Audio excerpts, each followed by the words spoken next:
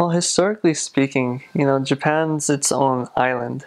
And so for the longest time they were sort of isolated from the world. And there are periods of time where only certain port towns in Japan would be open to foreign influence. Nagasaki, which is in the Fukuoka Mission, was one of those places. And so you see a little bit of a Dutch influence in the area, as well as some Catholic influence because Catholic missionaries were able to come in during that time. But because of that overarching isolationist type mindset that they don't have anymore, so to say, because borders are open with international travel and trade and all of that mainly following the world wars. I feel like there's a lot of pride in the country itself. Like, people are proud to be Japanese, and it's something that unites them together. And I think one of the most powerful examples of that is, in 2011 when there's that big tsunami in Japan with an earthquake, which knocked out a large portion of like the Sendai region, and caused like the nuclear power plant scares and troubles. And we saw the resolve of the Japanese people to come together, and you would see really uplifting images and stories of people helping each other rebuild, drawing together as a community to help each other, to help those who have lost homes and family members or whatever. And it was interesting of a contrast for me, because at the same time, I think it was at the same time that Hurricane Katrina sort of took place, or the earthquake in Haiti took place. They were all sort of around the same time period. And seeing the response, the differences in the way people responded, I feel like Japan was, I don't know what it is really, but I felt like they had more heart. And I could be biased because I'm partially Japanese, but there wasn't looting, there wasn't taking advantage of situations, but it was really coming together and being respectful and building together, and sort of that national identity that they possess.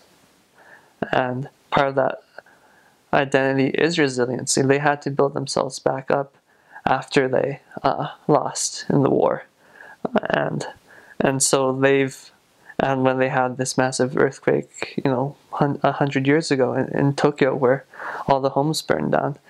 And so they're a very resilient people, and that's part of their identity. And so they're very hardworking, and they know that they have to put in a lot of hard work in order to accomplish different things. And that's why I feel like they're so successful.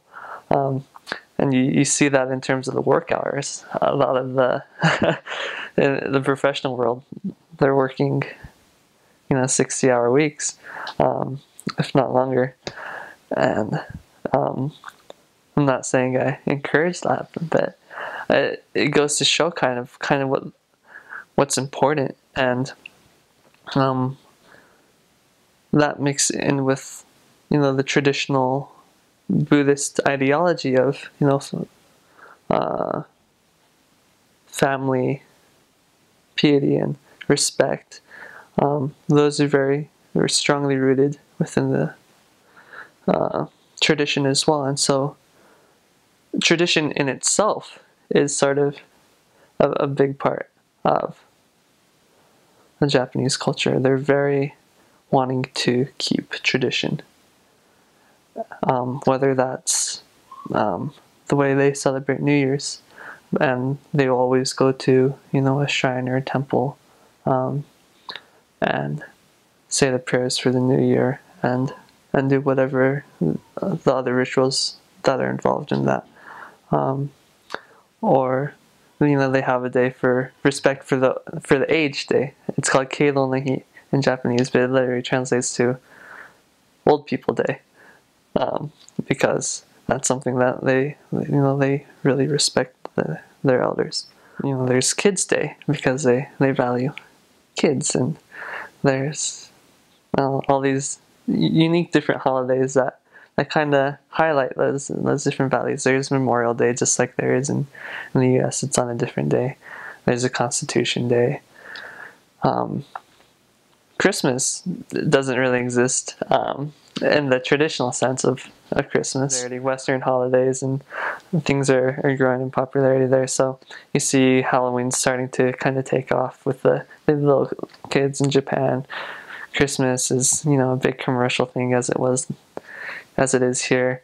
They have Valentine's Day in Japan as well, but they actually split Valentine's Day into two. Valentine's Day is where girls buy guys chocolate, and then a month later there's something called White Day, where guys have to buy chocolate that's like twice the value of the chocolate that was purchased for them to all the people who gave them chocolate. So major marketing win for chocolate companies in Japan. But that's become a tradition of itself as well.